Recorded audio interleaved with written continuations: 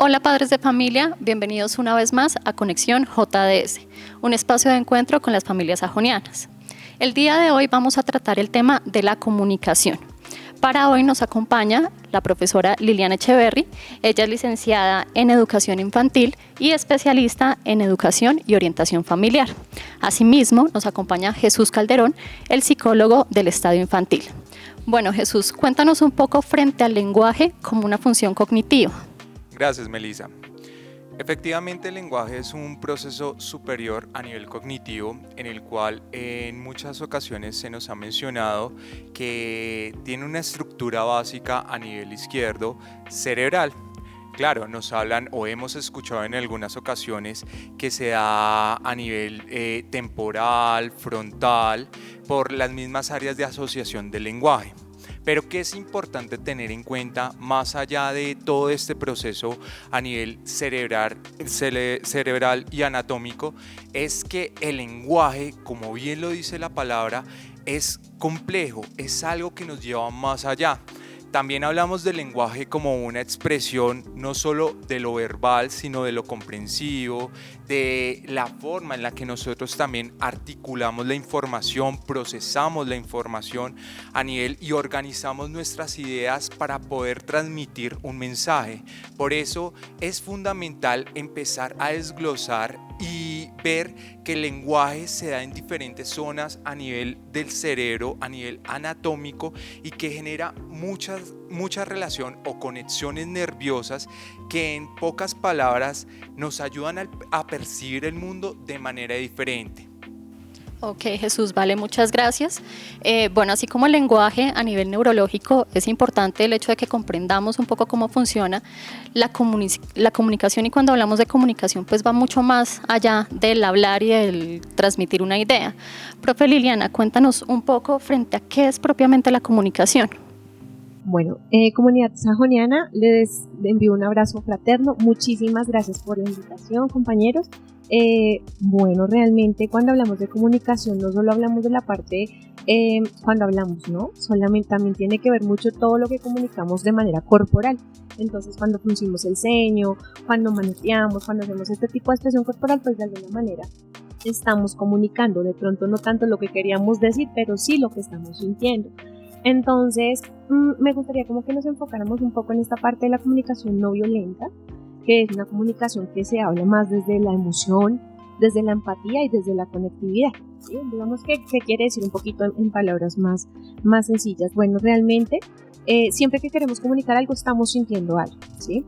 Y cuando estamos gestionando todas estas emociones, pues nos da un cúmulo de sensaciones en el cuerpo, y eso es lo que muchas veces terminamos expresando y no lo que necesitamos comunicar.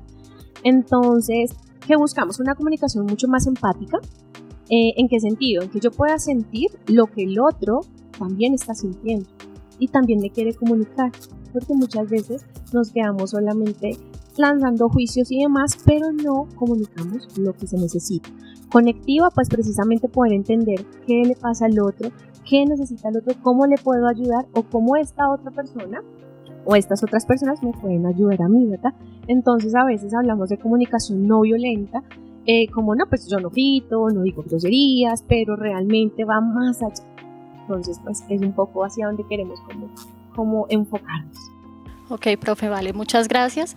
Y yo quería hacerte una pregunta enfocada en esto, porque a veces lo que percibimos quizá a nivel cultural es que el hacer una petición, el afrontar un conflicto, es como si no tuviéramos las herramientas para poder establecer una comunicación asertiva. En muchos momentos cuando me agreden, pues también agredo con el lenguaje. ¿De qué manera o qué recomendaciones tú nos darías para afrontar ese tipo de comunicaciones? Cuando tengo un conflicto, cuando tengo una dificultad, cuando tengo de pronto una solicitud o una petición que hacer. Bueno, Meli, Jesús, realmente a mí esto me mueve un poco y siento que nos pasa muy en la cotidianidad, ¿no? Entonces, vamos a ponerlo en un ejemplo pues muy común. Tengo una invitación, una cita con una persona y a cierta hora, ¿no? Y yo soy pues muy puntual normalmente.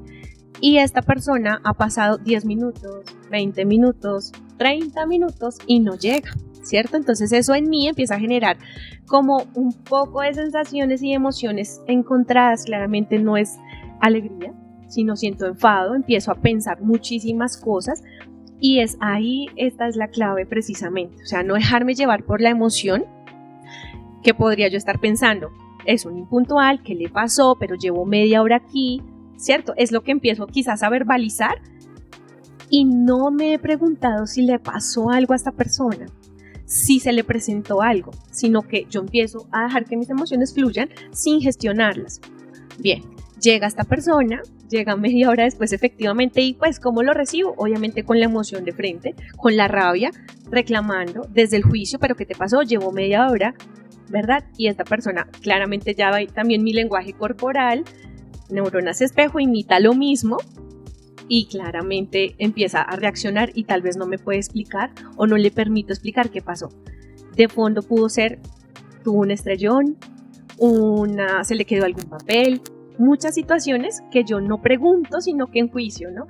Entonces esto es clave a la hora de comunicarnos, pues como poniéndolo en un ejemplo muy cotidiano, ¿verdad? Realmente, ¿qué traduce en mí esa sensación de que es un impuntual? Realmente lo que yo estoy sintiendo es que como que no soy importante para esta persona, ¿cierto? No valgo, mi tiempo no vale y esto es lo que me hace a mí como reaccionar, pero pues de fondo son otras cosas, a veces es más lo que nosotros nos imaginamos que lo que realmente es. Y bueno, pues de hecho, teniendo en cuenta el ejemplo que tú nos das, también me hace pensar mucho en este proceso de parejas, ¿no? Nos pasa mucho en esa ruptura de comunicación, como tú bien lo decías, ese pensar e ir más allá. Desde psicología nosotros le damos una connotación en relación a las distorsiones cognitivas, al error del pensamiento que se tiene en algún momento de creer y asumir que la otra persona lo está haciendo con alguna intención específica, y sabemos que ahí es donde empieza esta comunicación a fluctuar y de cierta manera vemos ese quiebre que afecta este proceso que tú acabas de decir, y me parece supremamente importante porque claro, lo vemos desde una visión totalmente diferente, o más bien desde una perspectiva, desde tu experiencia, porque desde nuestra labor como psicólogos, y como bien lo decíamos en algún momento, o lo hablamos con los padres, muchas veces nos centramos en los tipos de lenguaje, en la comunicación, más bien en la comunicación asertiva, pasiva y agresiva, pero qué bueno darle un giro y decir, oiga, vamos a hablar no de estos tres modelos, sino vamos a hablar de algo más amplio que permite a las personas entender cómo desde la emocionalidad podemos darle un tinte diferente a la comunicación, que es fundamental. Mira que absolutamente de acuerdo en lo que dicen, y por ejemplo esto también suele pasar mucho en casa, y es que muchas veces queremos que nuestros hijos hagan una indicación. Entonces, por ejemplo, Francisco, por favor, recoge los zapatos, pero mientras tanto que yo le estoy diciendo eso, estoy en la cocina lavando los platos. Francisco, que recojas los zapatos. Nuevamente, yo allá con la loza. Y claro, Francisco sigue viendo los muñequitos que está viendo y no me está prestando la atención, ¿verdad? Pero yo sigo con el tema de los platos. Entonces, finalmente, ¿qué pasa? Me enfurezco, voy, miro qué es lo que está haciendo Francisco, te estoy hablando te estoy diciendo más de 10 veces que recojas los zapatos, y entonces ya voy, el niño queda como, ¿perdón? Entonces muchas veces lo que necesitamos es, bueno, me dejo un momento lo que estoy haciendo, no me voy a tardar más de un minuto, me acerco a mi hijo Francisco, le digo, Francisco, necesito que recojamos los zapatos en este momento, ven y me ayudas, podemos ponerlos de esta manera. Francisco va y lo hace, ¿sí? De manera tranquila, pausada, y corroboro efectivamente que se está dando la indicación. Siento que esto no suele pasar mucho en las casas, ¿no? Entonces, esto también. Entonces, actuamos desde la emoción. Entonces, Francisco, si yo llego allá furioso, Francisco también ya se pone furioso y no quiero, y este tipo de cosas. Entonces, sí es importantísimo nuevamente hacer ese énfasis, Jesús y Meli, que hablan frente a la gestión emocional. Sí, profe Liliana, esto que tú has dicho es supremamente importante y yo sentiría que en algunos momentos nos quedamos escasos frente a estas herramientas de cómo establecer realmente una comunicación asertiva, no solamente con nuestros hijos, sino con nuestra pareja. Es algo fundamental en cualquier relación interpersonal. Entonces, en este sentido, invitamos a las familias sajonianas a que se conecten al próximo episodio en donde vamos a hablar de esto, de cuáles son las estrategias para que tengamos muchas más herramientas de establecer una comunicación asertiva en todos nuestros entornos. Los invitamos a que nos sigan en las redes sociales y a que nos escriban sus inquietudes a conexión jds@jordandesajonia.edu.co. Muchas gracias a todos.